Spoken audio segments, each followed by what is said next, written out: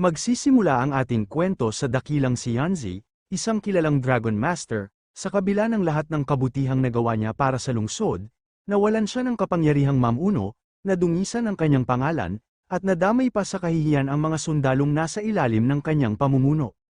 Samantala, ang ating bida na si Zhu Minglang ay isang ordinaryong tao na kinikilala lamang bilang isang pulubi, ngunit may matayog na pangarap ang maging isang Dragon Master balang araw, katulad ni Yanzi. Upang makamit ito, kailangan niyang harapin ang samut-saring pagsubok na susubok sa kanyang lakas, tapang, at determinasyon. Ganito magsisimula ang ating kwento habang makakasama nito ang ating bida na si Zhu Minglang sa isang mahabang paglalakbay. Mapupunta na ang eksena sa ating bida na kagagaling lamang sa isang matinding trabaho. Sa labis nitong pagkapagod, agad naman siyang naupo at kumain ng isang mangkok ng pagkain. Habang nagsasagawa ng pamamahagi ng lugaw ang anak ng Deputy City Lord na si Lu Wangqiao na isa sa mga Valkyrie, pinayapa niya ang mga tao at sinabing makakakuha ang lahat. May isang nagrereklamo na 3 araw na raw siyang hindi kumakain. Sa kabila ng pagkamuhi ng ilan sa mga Valkyrie, napansin din ng iba na mabait ang pusong ipinapakita ni Lu Wangqiao sa kanilang pagbibigay. Ngunit nagkakamali sila dahil ang kanilang binibigay na pagkain ay may halong laso nito. Nagtaka naman dito ang ating bida nang biglaang narinig niya ang pagrereklamo ng mga tao laban sa mga Valkyrie. Galit na galit ang ilan sa kanila dahil winasak umano ng isa sa mga Valkyrie ang kanilang bayan, ang Huazhai City, 1 taon na ang nakalipas. Habang tumutulong si Lu Wangqiao sa mga mamamayan, pinagdududahan pa rin siya ng mga tao, at patuloy ang kanilang paghingi ng hustisya at katahimikan mula sa mga Valkyrie.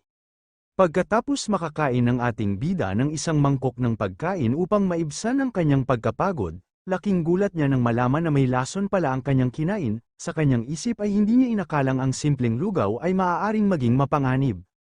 Nagsimulang magpaliwanag ang ating bida sa kwento na ito, ipinakilala ng bida ang kanyang sarili bilang isang magsasaka mula sa Mulberry Town. Kwento niya, ninakawan siya habang nasa daan patungong lungsod upang maghatid ng seda para sa City Lord. Dahil sa matinding pangangailangan, napilitan siyang gumawa ng paraan upang mabuhay. Sa takot na maparusahan, nakiusap ito na patawarin siya, aniya, hindi na siya muling mangangahas at ayaw pa niyang mamatay. Bago siya mamatay, napanaginipan ng ating bida na nakipagtalik siya sa isang Valkyrie, isang napakaganda at makapangyarihang babae, habang nakayakap sila ng mahigpit at mukhang nasa isang romantikong eksena. Iniisip ni Zhu Minglang na hindi siya pinabayaan ng mga Diyos dahil bago siya bawian ng buhay, nabigyan siya ng isang napakasarap na panaginip. Habang ginagawa nila ang pagbebembangan, napaungol naman sa sarap ang babae dahil sa laki ng jumbo hotdog ng ating bida. Pagkatapos nito, bigla na lang lumipat ang eksena sa Ever City Prison, kung saan unti-unti na nagkakamalay ang ating bida. Laking gulat niya nang mapagtanto na hindi pa pala siya patay. At mas lalo siyang nagtaka kung bakit tila may kabembangan siya pagkatapos niyang mawalan ng malay. Nagulat din ang ating bida nang makita ang sarili sa loob ng isang madilim na dungeon, at mas lalo itong nagulat nang mapagtantong kasama niya sa selda ang isang babaeng nakahubad na isang Valkyrie. Sa sobrang pagkabigla, napahawak siya sa kanyang ulo at halos mabaliw sa pag-iisip na buhay pa pala siya, at hindi siya makapaniwalang hindi iyon isang panaginip. Bigla na lang napatingin ang ating bida sa kanyang ulo, doon niya napagtanto na nagising na rin pala ang munting nilalang sa loob niya. Tuwang-tuwa naman ang ating bida, kaya kaagad niya din itong kinamusta. Kasunod nito, nagising na si Yanzi at namumula itong nagtanong kung bakit nga raw nandito sila sa isang selda. Nagpaliwanag si Zhu Minglang na ninakawan siya ng pera at pagkatapos ay nakain pa niya ang isang lasong lugaw, kaya't hindi niya maintindihan kung paano siya napunta sa lugar na ito. Bigla naman napalingon ang dalawa sa bintana ng selda, dahil biglang nagsalita ang anak ng Deputy City Lord na si Lu Wangqiao mula sa likod ng rehas. Mapang-asar nitong sinabi na mukha raw ayos na ayos si Yanzi, mukhang mahusay ang pagkakaserbisyo ng pulubing kasama niya kagabi, dinagdag pa niya na siguradong madudurog ang puso ng maraming tao kapag nalaman nilang ang isang kilalang babae ay natulog kasama ang isang pulubi, at sa huli, banta pa niya. Ikakalat niya ang balita para maging mainit na usapan sa buong araw. Nagtanong naman dito ang ating bida kay Yanzi kung napatalsik na bang araw ito sa kanyang trono, dahilan kung bakit nandito siya ngayon, ngunit sa halip na sumagot si Yanzi, bigla na lamang siyang sinuntok nito ng walang babala, dahil dito, Nagkapasa naman ang pagmumukha ni Zuming Lang, habang umiiyak, sinubukan ni Zuming Lang na ipaliwanag ang sarili at sinabing nakita rin naman siya at isa rin siyang biktima. Ngunit sa hindi inaasaang pangyayari, imbes na kaawaan ni Yanzi ang ating bida, lalo pa itong nagalit, kaya binalaan niya si Zuming Lang na papatayin niya ito sa mismong sandaling ito. Agad namang nagpalusot si Zuming Lang at sinabing hindi siya tumitingin, kundi iniisip lang kung paano sila makakalabas sa kulungan. Kasabay nito, inilabas niya ang kanyang silkworm upang sirain ang bakal sa bintana. Mabilis namang winasak ng silkworm ang mga rehas, kaya tuwang-tuwa si Zuming Lang at agad itong pinuri, sabay sabing napakahusay talaga ng kanyang maliit na silkworm. Ngunit agad naman itong kinontra ng kanyang silkworm at inulit na siya raw ay isang maliit na uod. Napansin naman ng ating bida ang kakaibang tingin ni Yanzi sa kanya kaya natakot siya at nagtanong kung ano nga raw ang problema nito. Humingi naman ng tulong si Yanzi sa ating bida at pinapabuhat siya sa taas ng bintana ng rehas. Nagtaka si Zuming Lang at sinabi nito na isa naman siyang Valkyrie at malakas, kaya kung bakit kailangan pang araw niya ng tulong. Pinaliwanag ni Yanzi na siya'y nalason at nanghihina kaya hindi niya makakayang mag-isang umalis. Dahil dito, agad na nagkunwari si Zuming Lang na bulag at sinabing wala siyang makita, kaya hindi siya makakatulong sa kanya. Dahil sa sinabi ng ating bida, bigla siyang pinagsusuntok ni Yanzi habang ito ay galit na galit. Napilitan naman dito ang ating bida na sumuko at nagsabing tutulungan ng araw niya ito basta tumigil ng araw ito sa pananakit sa kanya. Kaya wala nang nagawa ang ating bida kundi ang sumang-ayon sa kanyang nais. Pagkatapos ng ilang saglit, habang papaakyat na si Yanzi gamit ang katawan ng ating bida, napaluha na lamang si Zuming Lang sa tindi ng sakit at pagod na kanyang nararamdaman. Napaisip siya, hindi ba't sinabi ni Yanzi na mahina na nga raw siya, pero nagawa pa rin siyang suntukin ng sobrang bangis nito. Sa kabila ng pambubugbog na dinanas, napangiti pa rin ang ating bida at inamin sa sarili na sulit naman daw ang lahat ng yun, dahil nakabembang nga raw ito. Pagkatapos makaalis ni Yanzi, buong lakas itong tumalon paakyat kaya aksidenteng nasipa niya ang mukha ng ating bida, dahilan upang mapasigaw ito sa sakit. Pagkaraan nito, sumilip naman pataas ang ating bida at sumigaw ng tulong, umaasang mahihila siya palabas ng kulungan, ngunit sa halip na tulungan siya, bigla na lamang nawala si Yanzi, dahil dito, napabuntong hininga si Zuming Lang at inis na naisip na habang mas maganda raw ang isang babae, mas hindi ito dapat pagkatiwalaan. Ngunit sa hindi inaasahang pagkakataon, biglang may bumagsak na isang sako sa ulo ni Zuming Lang, paglingon niya, nakita niya si Yanzi na muli siyang nilapitan at inabutan ng damit, sinabi nito na isuot niya raw yun at hihilahin niya nga raw ito pataas. Pagkatapos niyang masuot ang sako, agad siyang hinila ni Yanzi pataas mula sa bintana ng kulungan, habang pilit siyang inaangat, nagrereklamo si Yanzi sa bigat ni Zuming Lang at nagtanong kung bakit nga raw ito na napakabigat. Pagkatapos nito, pagod naman silang dalawa, napansin naman ni Zuming Lang na tila hindi pa rin nawawala ang lason sa katawan ni Yanzi, kaya nanatili pa rin itong mahina at wala pa itong masyadong lakas, parang isang normal na babae lang. Pagkatapos nilang makalabas sa kulungan, agad na sinabihan ni Yanzi si Zuming Lang na sumunod sa kanya ng tahimik upang hindi sila marinig ng mga bantay.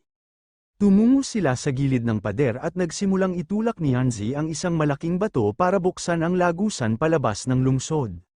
Nag-aalala naman dito ang ating bida kung makakalabas ba talaga sila mula roon. Ngunit ang sinagot lamang ni Yanzi na kaya rin naman niyang umalis mag-isa kung gugustuhin niya, at kung ayaw niya nga raw umalis, siya na lang daw ang mauuna. Pagpasok nila sa loob ng lagusan, mabilis na nanghina si Zuming Lang at nagreklamo kung gaano pa katagal siya kailangang gumapang, dahil pakiramdam niya ay mamamatay na siya sa kaligayahan ng kanyang nakikita.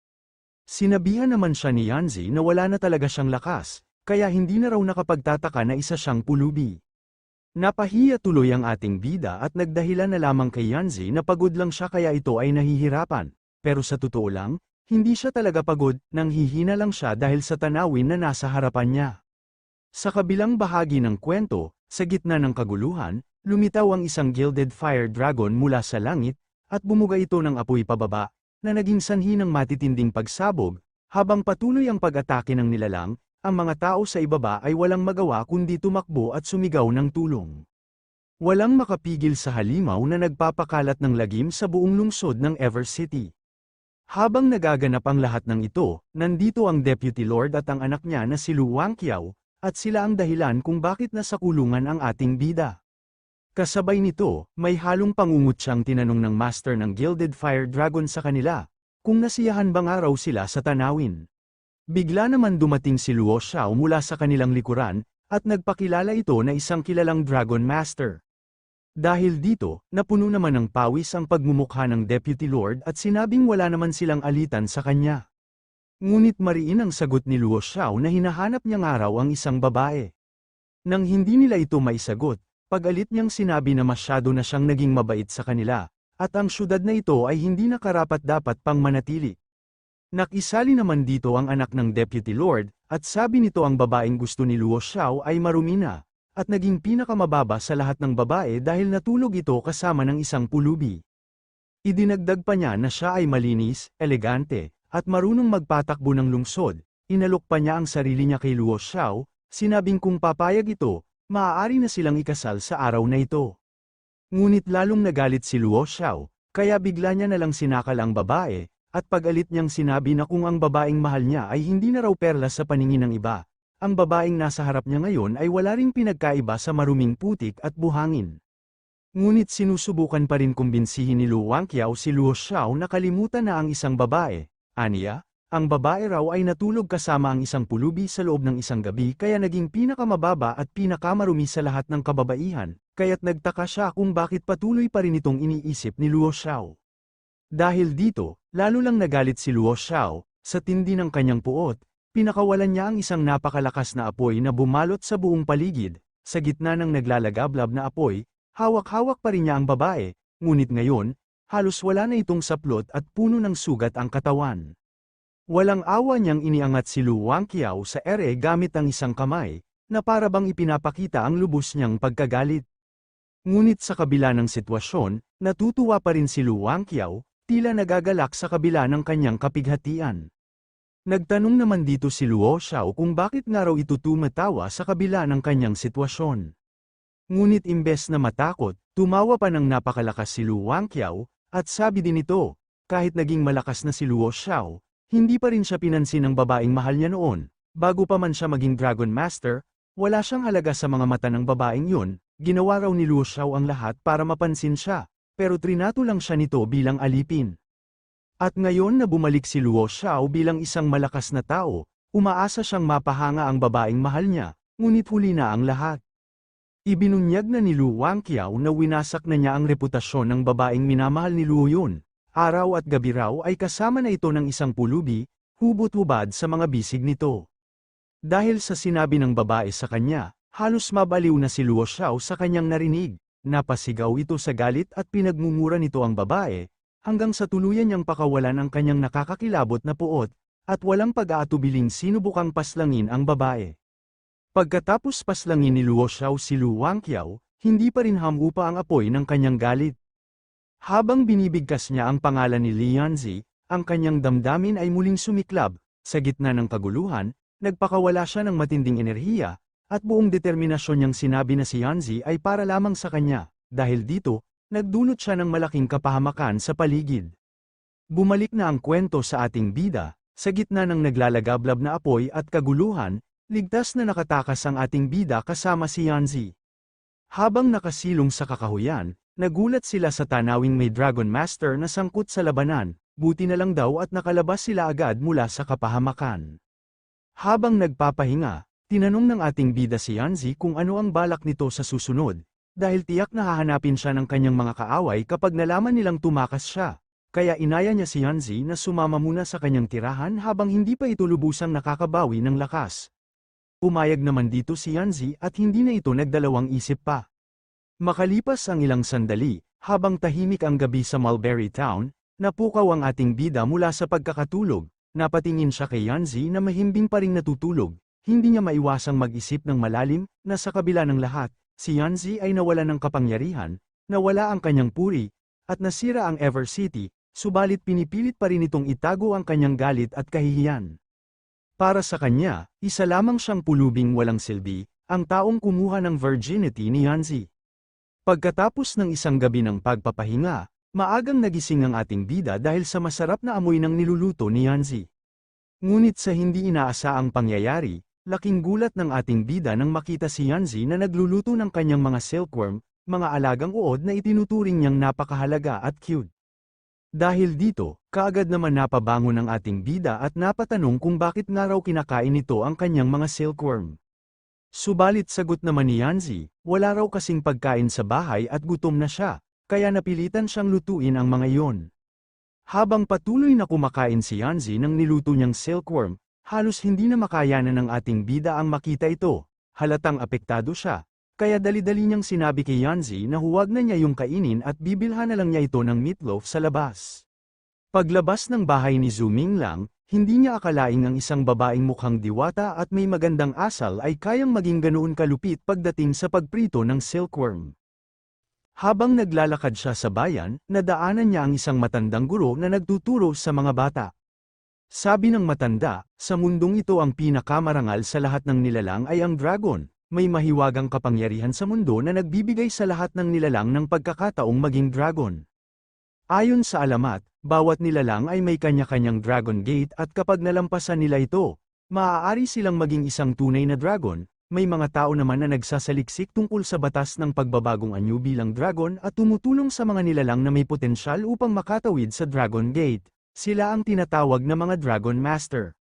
Dahil sa sinabi ng matandang lalaki, napuno ng pag-asa ang isang bata at sinabing gusto niya nga raw maging Dragon Master balang araw.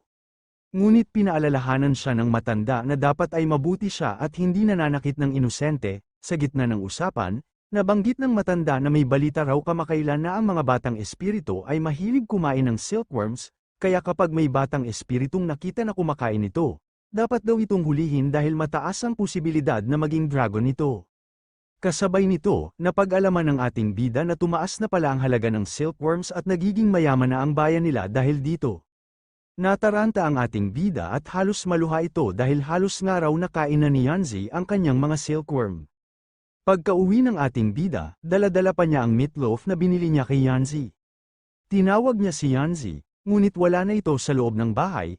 Napansin ni Zuming Lang ang iniwan ni Yanzi na isang sulat sa ibabaw ng mesa, at sinabi nito na naglakad-lakad lang daw ito at iniwan na ligtas sa loob ang mga silkworm. Habang hawak-hawak niya ang isa sa mga silkworm, napaisip naman dito ang ating bida, kung iiwan na lang ba talaga siya ni Yanzi at magiging kahihiyan siya sa buhay nito. Ngunit sa huli, pinili na lang niyang kalimutan ang sakit at sinabi sa sarili na ayos na rin ang maging ordinaryong tao, walang pressure, walang problema, at walang responsibilidad. Ngunit sa hindi inaasaang pagkakataon, bigla na lamang lumitaw si Yanzi sa kanyang likuran at niyaya niya ang ating bida na kumain. Lumingon naman ang ating bida kay Yanzi, at tinanong niya ito kung bakit nga raw ito bumalik. Hindi naman ito sinagot ni Yanzi, dahil bigla na lamang itong lumapit sa ating bida matapos siyang makaramdam ng kakaiba, at sinabi nito na umaasta raw siya gaya ng isang kasapi ng kanilang angkan, at ang presensya raw na naramdaman niya ay pamilyar at hindi basta-basta. Nagulat naman ang ating bida nang maisip niya na ang tinutukoy ni Yanzi ay ang angkan ng pamilyang Li na nagmula sa ancestral Dragon City State. Bago pa man mas maunawaan ng ating bida ang lahat, biglang bumukas ang pinto at dumating si Luo Xiao upang sunduin si Yanzi. Kasunod nito, tinanong ni Luo Xiao si Yanzi kung ang ating bida nga ba ang lalaking nais nitong makasama sa kanyang paglalakbay. Sumagot naman si Yanzi na nauna na raw ang ating bida at ipinaalam na nito sa kanilang angkan ang kasalukuyang kalagayan niya. Inutusan niya raw ito na linisin ang lahat ng bakas ng pananatili niya doon at agad bumalik sa ancestral Dragon City State. Napangiti naman bigla ang ating bida at nagbiro pa sa sarili na siya raw ang mauunang gumawa ng hakbang. Samantala, iginiit ni Luo Xiao na inatasan siya ng kanilang angkan na ibalik si Yanzi. Sinabi rin ito na hindi raw dapat sumama si Yanzi sa mga taong hindi kilala, lalo na't siya ay isang kagalang-galang at marilag na babae. Kaagad namang tumutol at yumuko ang ating bida at iginiit na hindi siya isang estranghero, dahil isa raw siyang miyembro ng kanilang angkan. Nakisama naman si Yanzi sa sinabi ng ating bida, kaya ipinakilala ni Yanzi si Luo Xiao at sinabi na dati itong tagasilbi sa korte ng kanyang ama at ngayon ay isa ng Dragon Master, kaya hindi ito maituturing na isang taong walang pinagmulan. Dahil dito, sinabi ng ating bida na kung ganoon ay pareho silang kabilang sa iisang angkan, kaya mas mabuting maglakbay silang sabay upang mapangalagaan nila ang isa't isa. Makalipas ang ilang sandali, habang nakasakay sa isang dambuhalang dragon sina Yanzi at ang ating bida, naisip ni Zuming Lang na yun pala ang dragon na sumira sa Ever City, napagtanto niya na ang nais palang patayin ni Luo Xiao noon ay siya, dahil hindi nito alam kung sino ang taong nakasama ni Yanzi sa gabi ng insidente. Dahil dito, winasak ni Luo Xiao ang buong syudad. Tinanong naman ng ating bida si Yanzi kung totoo bang si Luo Xiao ay dati lang tagasilbi sa hukuman ng kanyang ama, at ngayon ay hindi na. Ipinaliwanag naman ni Yanzi na nahuli niya si Luo Xiao na pinapanood siya habang nagsasanay ng espada sa gabi, dahil dito, pinalayas siya ng kanyang ama mula sa kanilang angkan. Napaisip naman ng ating bida at tila natakot pa nga ito sapagkat naisip niyang kung si Luo Xiao ay ipinatapo na sa angkan dahil lang sa paninilip sa pagsasanay ng espada, napakaswerte na lang daw niya at ligtas pa rin siya matapos makuha ang virginity ni Yanzi. Ipinagpatuloy ni Yanzi ang kanyang paliwanag, may matinding sama ng loob si Luo Xiao, at ngayon na isa na itong Dragon Master, malamang ay may balak ito, hindi raw siya direktang dinukot dahil nais ni Luo Xiao na gamitin ang pagkakataong ito upang makabalik sa kanilang angkan. Nagdududa naman ang ating bida dahil sa pilitang isinasama nga raw ni Yanzi ng hangal, at hindi raw tiyak kung anong maaaring gawin ni Luo Xiao habang nasa biyahe sila. Tumingin naman ng masama si Luo Xiao habang iniisip niya na palagi raw nakapaligid ang ating bida kay Yanzi, at labis na nga raw siyang naiinis dito, dahil dito, binilisan ni Luo Xiao ang pagpapalipad sa kanyang dragon, sa sobrang bilis, napuno ng kaba at pawis ang pagmumukha ng dalawa, dahil sa biglaang paglipad, hindi na napigilan ni Zuming Lang na yakapin si Yanzi sa sobrang takot. Pagkatapos ng kanilang matinding pagbaba mula sa dragon, galit na galit si Zuming Lang at napasigaw na parang sinasadya raw siyang patayin ni Luo Xiao kasama si Yanzi. Ngunit kalmado lang si Luo Xiao at nagsabi na pasensya na raw dahil may pagkamadaling uminit ang ulo ng kanyang fire dragon, kaya naging magaspang ang kanilang pagbaba. Gayunpaman, bigla nitong binigyang diin na bilang miyembro ng Li family, paano raw nito natiis na hawakan ang katawan ni Yanzi. Sa isang iglap, sinipa niya si Zuming Lang palayo at mariing sinabi ni Yanzi na lumayas nga raw ito. Sinabi naman ni Yanzi na si Zuming Lang ay bagong salta pa lang sa Dragon Tamers Academy at wala pa siyang ganap na dragon, kaya nagpapasalamat siya kay Luo Xiao sa pagtulong. Ngunit sinundan nito ng mapanghamong komento mula kay Luo Xiao, sinabing napakatapang ni Zuming Lang na pumasok sa lugar na iyon kahit hindi pa siya isang ganap na Dragon Master. Sa isip ni Zuming Lang, halatang sinusubukan siyang galitin ni Luo Xiao, pero kailangan niya nga raw itong tiisin. Kalaunan, nakarating sila sa isang mataas na talampas kung saan nasilayan nila ang Ancestral Dragon City State, isang bayan na sinasabing nilikha mula sa katawan ng isang sinaunang dragon. Napahanga si Zuming Lang sa nakita at napagtanto niyang totoo nga ang alamat tungkol dito. Pagdating nila sa loob ng palasyo, galit na nagsalita si Li Ying, ang pinuno ng Li family, at kasama niya ang kanyang asawa na si Kung Tong. Pinunan niya ang kakulangan ng dangal ng kanyang sariling anak, sabay tanong kung paano nito mapoprotektahan ang lungsod kung sarili niyang karangalan ay di niya kayang panindigan. Sinubukan naman ni Kung Tong pakalmeyan ang kanyang asawa at sinabing mabuti nang bumalik ang kanilang anak.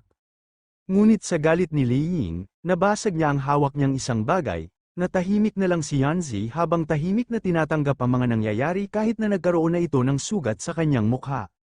Sinubukan naman magpaliwanag ni Luo Xiao na sinunog na raw niya ang lungsod kaya hindi niya maintindihan kung paano agad nakarating ang balita sa Ancestral Dragon City.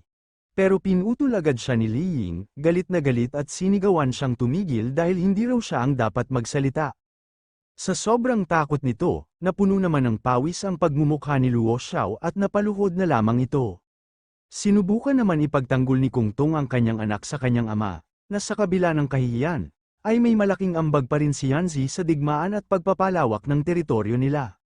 Ngunit hindi ito pinakinggan ni Li Ying, aniya, walang silbi ang reputasyon ni Yanzi kung pati ang mga tauhan nito ay napapahiya na rin. Sa huli, ipinatupad ni Li Ying ang hatol, maghihiwalay ng araw ang mga tauhan ni Yanzi at ipapadala sila sa ibang kampo sa kanlurang larangan, si Yanzi naman ay ilalagay sa house arrest sa loob ng palasyo, hindi siya pwedeng makipagkita sa kahit kanino. Ang posisyon bilang tagapagmana ng Divine Maiden ay ibibigay na sa kapatid niyang si Nanling siya. Pagkatapos nito, ipinatawag ni Li Ying si Luo Xiao, agad namang lumuhod si Luo Xiao at inamin ang kanyang kasalanan sa nangyari. Ngunit tinanong muna siya ni Li Ying kung totoo bang ang kanyang alaga ay isang Gilded Fire Dragon, Nang ito'y kumpirmahin ni Luo Xiao, labis ang pagkagulat ng lahat. Na galit, pinuri pa siya ni Li Ying at sinabing hindi niya inasahan na makakamit ni Luo Xiao ang ganitong pambihirang lakas matapos nitong umalis sa pamilya Li. Bilang gantimpala, inalok siya na sumanib muli sa kanilang panig. Ipinaliwanag pa ni Li Ying na ang Gilded Fire Dragon ay isang bihirang nilalang na may walang hanggang potensyal, ngunit nangangailangan ng maraming mapagkukunan at isang mahusay na guro upang tuluyang mapalakas, at kung mananatiling tapat si Luo Xiao, tiniyak niyang maganda ang kinabukasan nito. Sa huli, ngumiti si Luo Xiao, ngunit ang ngiting yun ay may halong lihim na motibo. Pagkatapos nito, umalis na ang dalawang mag-asawa, habang paulit-ulit na nagpasalamat si Luo Xiao sa kanilang pinuno. Samantala, si Zhu Ming lang naman ay tila nagtataka at nasaktan, habang napapaisip kung naroon pa ba siya, dahil sa kabila ng lahat, pakiramdam niya ay parang hindi na siya nakikita o pinapansin ng kahit sino. Kasabay nito, biglang lumapit si Luo Xiao kay Yanzi at nagsimulang magpahayag ng kanyang damdamin, sinabi niya na huwag na raw itong mag-alala sa sasabihin ng iba, at gagawin niya raw ang lahat para mapatunayang karapat-dapat siya sa Li family, at para makuha ang pahintulot ng ama ni Yanzi na mapang-asawa ito. Ipinahayag niya rin ng direkta na mahalaga talaga sa kanya si Miss Yanzi. Samantala, sa di kalayuan ay tahimik lang si Zhu Ming lang, na halatang nasasaktan at nagtatanong sa sarili kung nakikita pa ba siya ng iba. Sa sobrang sakit ng loob, pakiramdam niya ay tila ba hindi na siya umiiral sa mata ng mga tao sa paligid niya. Sinabi din ni Luo Xiao habang ito ay papaalis na hindi kailangang sagutin agad ni Yanzi ang kanyang mga sinabi, ang mahalaga ay maintindihan nito ang katapatan at damdamin nito. Pagkatapos nito, lumapit si Zhu Ming lang kay Yanzi at inabutan ito ng pamunas, sinabi niyang dumudugo pa rin ang sugat nito at kailangang na itong linisin. Ngunit matapos nitong sabihin yon, bigla na lang siyang tinalikuran ni Yanzi nang walang imik, dahilan para mapahinto siya sa kanyang kinikilos at mapaisip sa katahimikan. Makalipas ang ilang sandali, habang nagpapahinga si Zhu Ming lang sa silid panauhin ng pamilya Li, napaisip siya na bagamat hindi galit sa kanya si Li Yanzi sa kanya, malamang ay ayaw na siya nitong makita pa, nahihiya na rin siya na manatili roon at kumain ng libre, kaya nagpasya siyang humanap ng pansamantalang mapagtatrabahuhan. Naalala niya si Bai Qi, ang maliit na ice worm, at inisip niyang kailangan niyang magtanim ng mga punong mulberry para may makain ito pag nagising. Habang iniisip ito, pumasok siya sa kanyang spirit domain, isang mahiwagang espasyo para sa mga Dragon Master. Kasabay nito, sinuri naman ito ng ating bida, ngunit laking gulat niya nang makita niya ang isang dagdag na ice cocoon. Sa loob nito, unti-unting lumilitaw ang isang makapangyarihang nilalang, bigla siyang natigilan, dahil lumilitaw na pala ang senyales ng transformation ng isang dragon. Makikita naman dito si Bai Qi, natutulog sa loob ng cocoon, na may anyong kahanga-hangang dragon na may pakpak. Sinabi naman ng ating bida, ito ang palatandaan ng pagbabagong anyo ng dragon, malapit nang bumalik si Bai Qi sa Dragon Throne. Habang pinagmamasdan ng ating bida si Bai Qi, buong tapang niyang ipinangako na aalamin niya ang dahilan ng pagbagsak nito at tutulungan itong lumakas muli. Umaasa siyang makalipad na silang muli sa kalangitan gaya ng dati, ngunit inamin din niya na kung isa lang sana siyang tunay na Dragon Master, hindi sana nangyari ito kay Bai Qi. Buong puso ang kanyang pangako na tutulong kay Bai Qi upang muling maging isang tunay na Dragon Master. Bukod dito, nais din niyang huwag maging kahihiyan sa babaeng mahalaga sa kanya. Sa huli, napag-isip-isip niyang kailangan nilang makahanap ng ligtas na lugar para sa transformation stage ni Bai Qi, ngunit hindi siya pamilyar sa Ancestral Dragon City State. Habang nag-iisip si Zhu Ming lang bigla namang may kumatok sa kanyang pintuan at nagtanong kung gising pa nga raw ito. Bumangon naman kaagad ang ating bida upang suriin ito. Doon ay sinalubong siya ni Shu Anger, ang kasambahay ng isang ginang, ibinigay nito sa kanya ang isang sulat ng rekomendasyon para sa pagpasok niya sa Dragon Tamers Academy sa Lishuan. Taos puso naman nagpasalamat ang ating bida kay Shu Anger. Ngunit agad naman napaisip ang ating bida, baka sadyang ginagawa ito ng pamilyang Li para malaman ang kanyang pagkakakilanlan bilang isang Dragon Master, sakaling imbestigahan ito ni Luo Xiao balang araw. Gayunpaman, napagtanto niya na ang akademya ay isang mahusay na lugar para paghandaan ang kanyang mga layunin, kaya't nagpasya siyang tanggapin ang alok at pumunta na nga sa Dragon Tamers Academy. Nagpaalala naman dito si Shu Anger sa ating bida, sinabi niyang huwag palalagpasin ng ating bida ang spiriting selection pagdating niya roon, mahalaga raw ito at dapat niyang piliing mabuti ang espiritong sasamahan niya.